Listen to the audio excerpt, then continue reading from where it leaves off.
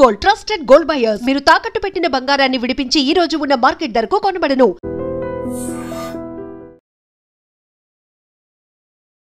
Welcome to I dream. నా పేరు లుంబిని. బోడుపల్లో భర్త భార్యని చంపిన ఘటన వెలుగు చూసింది. అయితే దీని గురించి అందరూ మాట్లాడుకుంటున్నారు, డిస్కస్ చేసుకుంటున్నారు. కాకపోతే ఇలాంటి ఘటనలే మళ్ళీ ఎందుకు జరుగుతున్నాయి? ఇంత కర్కశంగా ఒక వ్యక్తి ఇంకో వ్యక్తిని చంపడం అసలు ఎలా జరుగుతుంది డిస్కస్ చేద్దాం. అండ్ మనతో పాటు ఉన్నారు ఆ వ్యక్తికి ఎలా శిక్షలు పడతాయో అవన్నీ కూడా క్లియర్గా ఎక్స్ప్లెయిన్ చేయడానికి మనతో పాటు ప్రముఖ హైకోర్టు అడ్వకేట్ శివరావ్ గారు ఉన్నారు. ఆయనతో మాట్లాడదాం. Hello sir. నమస్తే అండి. సో వైఫ్ అండ్ హస్బెండ్ గొడవలు పడతారు, అది కాస్త చంపుకోవడాలనేది ఈ మధ్య నార్మలైజ్ అయిపోయింది. అసలు నిజంగానే అరే ఇంకొక కేసు వచ్చిందా అన్నట్టుగా అయిపోయింది. ఇదేదో కొత్తగా షాకింగ్గా అనిపించట్లేదు. సో దీన్ని మనం ఎలా చూడాలి అండ్ అతనికి ఎలాంటి శిక్షలు పడతాయి? ఇప్పుడు ఈ పర్టికులర్ ఇష్యూని మనము పరిశీలించినట్టయితే ఇక్కడ ఏంటి అని అంటే ఈ అబ్బాయి అమ్మాయిది ప్రేమ వివాహం అండి. ప్రేమించి మ్యారేజ్ చేసుకున్నారు, లవ్ మ్యారేజ్ చేసుకున్నారు వీళ్ళు. అంటే ఈ చూస్తున్న ఈ ఇంటర్వ్యూని చూస్తున్న ప్రతి ఒక్కరికి నేను విజ్ఞప్తి చేస్తూ ఉంది ఏంటంటే, మీరు కాలేజ్ డేస్లో స్కూల్ డేస్లో లవ్ చేసుకుంటా ఉన్నారు, బాగానే ఉన్నది, లవ్ చేసుకోండి, తప్పేం లేదు. కానీ ఎప్పుడైతే మీరు మ్యారేజ్కి వస్తారో మీ కులం అనేది కూడా మిమ్మల్ని క్వశ్చన్ చేసే పరిస్థితి ఉంటుంది.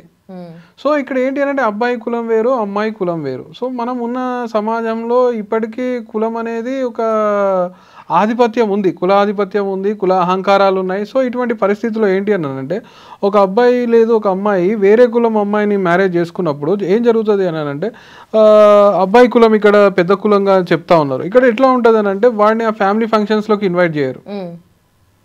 అంటే ఒక కార్నర్ చేసి పెట్టేస్తారు అన్నట్టు, అరే ఈ అమ్మాయి తక్కువ కులం అమ్మాయిని చేసుకున్నది కదా. ఈ రకమైనటువంటి విధంగా కూడా చేసుకోవచ్చు. ఇంకొకటి ఏంటి అని అంటే అసలు ఎందుకు నువ్వు చంపాల్సి వచ్చింది? ఇప్పుడు నీకు ఆ అమ్మాయి ఇష్టం లేకపోతే you can give the divorce కదా. కానీ నువ్వు ప్రీ ప్లాన్డ్గా నువ్వు యాక్సో బ్లేడ్ కొనుక్కొని తీసుకొని వచ్చి కోసి రాత్రి అంతా మెడతో ఇంట్లో ఉండి ఇంత దారుణంగా నువ్వు చేస్తూ ఉన్నట్టుంటే అసలు వాడి యొక్క మానసిక పరిస్థితి ఏంటి? ఇవి మనం పరిగణనకు తీసుకోవాలి. ఇవి పరిగణనకు తీసుకున్న తర్వాత అసలు ఏంటి అని అంటే బిఫోర్ మ్యారేజే మనం ఆలోచించుకోవాలి. ఫోర్స్ఫుల్గా ఏ మ్యారేజ్ కూడా ఏ బంధం కూడా నిలబడదండి. ఏ బంధం నిలబడాలి అనన్నా ఇద్దరి మధ్యలో ప్రేమ ఉండాలి. ప్రేమ ఉన్నట్టు నటించడం కాదు, ఇక్కడ గుర్తుపెట్టుకోండి, ప్రేమ ఉండాలి. ఇప్పుడు ఏంటి అని అంటే విచ్చలవిడిగా దిగుతారనమాట, ఈ లవ్ అని అదని ఇదని. ఇక్కడ ఏంటి అంటే కొంతమంది టేక్ ఇట్ ఈజీ అని చెప్పేసి హాయ్ బాయ్ చెప్పుకొని వెళ్ళిపోతూ ఉంటారు. కానీ కొంతమంది యువత, ముఖ్యంగా ఆడపిల్లలు ఏంటి అని అంటే మన సనాతన ధర్మం మన సంస్కృతిలో పెరిగినప్పుడు ఎట్లా ఉంటుంది అని అంటే ఒక్కటే అబ్బాయి, ఆ అబ్బాయితో జీవితాంతం. ఈ ఆలోచనలో ఉన్నటువంటి ఆడపిల్ల ఏం చేస్తుంది అని అంటే వీడిని నయాన్నో భయాన్నో మంచో చెడు పెళ్ళికి ఒప్పించేసుకొని పెళ్లి చేసుకుంటుంది. పెళ్లి చేసుకున్నాక వీడేమనుకుంటాడు, నేను డివోర్స్ ఇచ్చి పోవచ్చు. ఇప్పుడు నార్మల్గా ఏంటి అని అంటే మీకు ఒక ఎగ్జాంపుల్ చెప్తా ఉన్నాను. ఇంతకుముందుకు ఏంటంటే ఒక అమ్మాయి ఉంది, అమ్మాయి వచ్చేసి నన్ను పెళ్లి చేసుకుంటా అన్నాడు, చేసుకోలేదు, BNS 69 10 సంవత్సరాల వరకు శిక్ష పడుతుంది. అదే పెళ్లి చేసుకొని డివోర్స్ ఇస్తే వానికి ఏం శిక్ష పడుతుంది? ఇప్పుడు ఈ కేసులో ఇదే జరిగిందని అంటున్నారా మీరు? నేను అనుకుంటున్నా. ఓకే. ఇప్పుడు నార్మల్గా ఏంటి అని అంటే వాడ అమ్మాయిని లవ్ చేసిండు, తర్వాత మ్యారేజ్కి ఒప్పుకోలేని సందర్భంలో ఈ అమ్మాయి కేసులు పెడతా అని చెప్పింది. అప్పుడు వాడికి 10 సంవత్సరాల జైలు శిక్ష. BNSలో ఉన్నటువంటి కొత్త చట్టాల ప్రకారం BNS 69 ప్రకారం పెళ్లి చేసుకుంటా అని చెప్పేసి మోసం చేసిండు అని చెప్పేసి ఆ అమ్మాయికి కేసు పెడితే వీడి మీద 10 సంవత్సరాలకు వీడికి శిక్ష పడుతుంది. మరి ఇప్పుడు ఏమైంది? సో ఇప్పుడు మ్యారేజ్ చేసుకున్నాడు, మ్యారేజ్ చేసుకొని డివోర్స్ తీసుకుంటే ఏ శిక్షలు ఉండవు కదా. ఆ ప్లాన్తో ఆ అబ్బాయి ఉన్నాడు. అంటే నేను అనుకునేది యాజ్ అన్ అడ్వకేట్ నేను ఫీల్ అవుతున్నది. కానీ అక్కడ వాడి ప్లాన్ బెడ్సి కొట్టింది. ఎట్లా బెడ్సి కొట్టింది? ఈ అమ్మాయి డివోర్స్కి ఒప్పుకోలేదు. ఈ అమ్మాయి అల్లరి చిల్లరగా తిరిగే అమ్మాయి కాదు, ప్రేమను పవిత్రంగా చూసినటువంటి అమ్మాయి. ప్రేమ అంటే తన దృష్టిలో రాధాకృష్ణులు, ప్రేమ అంటే శ్రీరాముడు సీత. అలాంటి పవిత్రమైనటువంటి అమ్మాయి డివోర్స్కి ఒప్పుకోకపోయేసరికి ఏం జరిగింది? ఆ క్రమంలో అమ్మాయి ప్రెగ్నెంట్ అవ్వడం, ఆ అమ్మాయి ఒక శిశువుకు జన్మనిస్తే ఇంకా నేను లాక్ అయిపోతా అన్నటువంటి వీడికి దుర్మార్గపు ఆలోచన మైండ్లోకి రావడం, హత్య చేసి నేను ఎవరికి దొరకను అనుకునేటువంటి దురుద్దేశం మైండ్లో ఉండడం, ఇవన్నీ కలిసి ఈ అమ్మాయిని అత్యంత పాశవికంగా హీనంగా వాడు చంపడం జరిగింది అనేది నా ఆలోచన.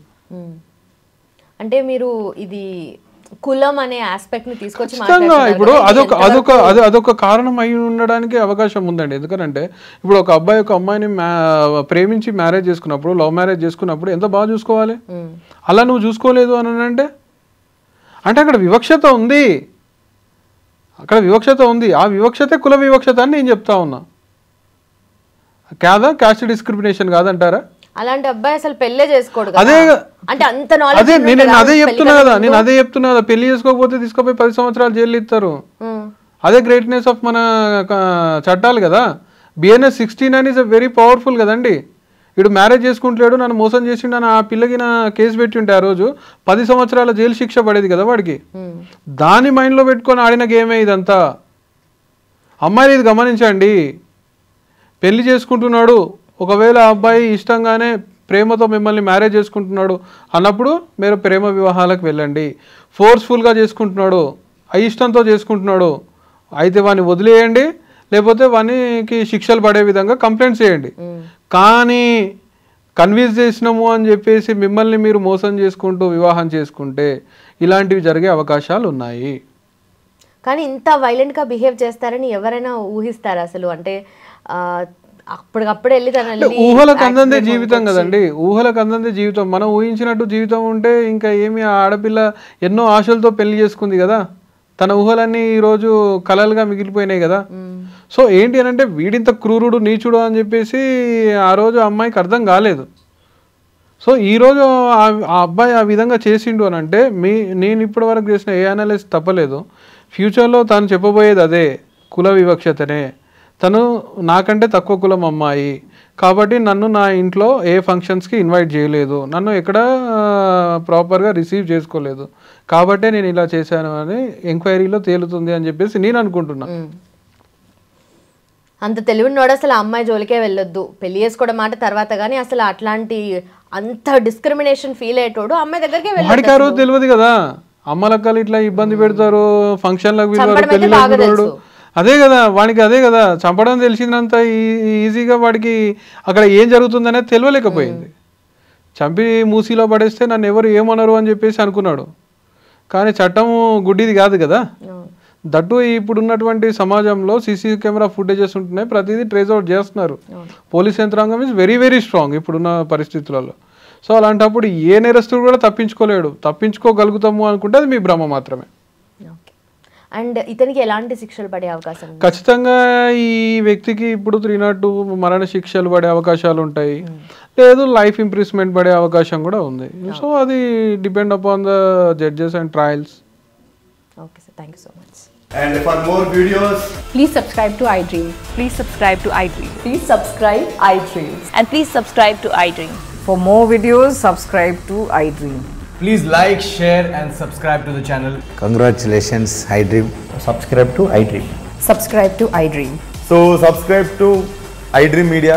iDream ki iDream team andarki huge congratulations. Please subscribe iDream Media. Please subscribe to iDream. Subscribe iDream. Please subscribe to iDream. iDream అంటే నా కళల ఛానల్ను సబ్స్క్రైబ్ చేసుకున్న నోరు తిరుగుతలేదు, మీరైతే గంట గుర్తు కొట్టండి. For more such videos, please subscribe to iDream. Subscribe to iDream. Please subscribe to iDream. Please subscribe iDream Media. Please do subscribe to iDream. Please subscribe to iDream Media. For best entertainment and information, please subscribe iDream. And don't forget to subscribe to iDream.